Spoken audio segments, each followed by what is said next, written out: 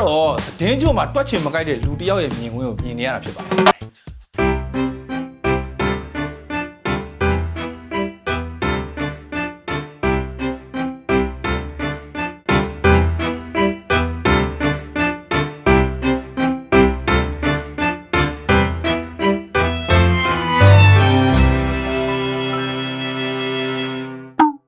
ဒါကတော့လက်ဖလာနဲ့ကြော့ပြီးမဟုတ်ဘူးလို့ခြင်းတဲ့သူတွေအတွက်သင်ခန်းစာပဲဖြစ်ပါတယ်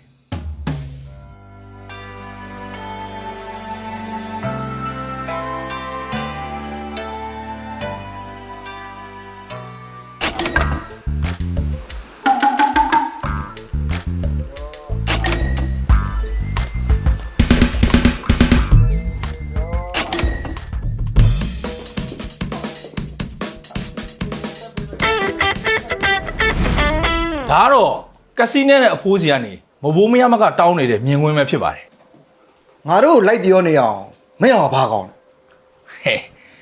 ကျွန်တော်အိမ်ထဲမှာနေပြီးအပ်တန်ရဲ့သတင်းကြိုပွဲတော့ပတ်ရင်မဘိုးယူမဲကောင် ဟမ်ဘယ်လို ဟဲ့အပ်တန်ရဲ့သတင်းကြိုပွဲတော့ဆိုတာကျောင်းငယ်ငယ်တုန်းကလို့ငယ်ဘဝသတင်းကြိုအမှတ်တရတွေပြည့်နှက်နေတဲ့အပ်တန်ရဲ့စိတ်ကူးပုံဖော်ပွဲစည်းလေးပေါ့ဗျာကြည့်ရှုနေတဲ့ပြည်သက်တွေလည်း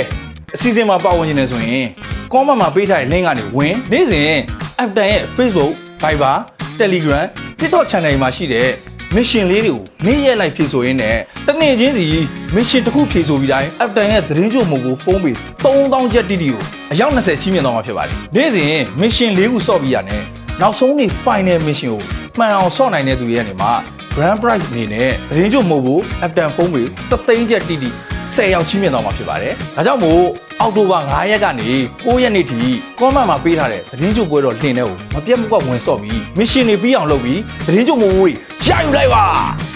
โอเคနော်โอเคနော်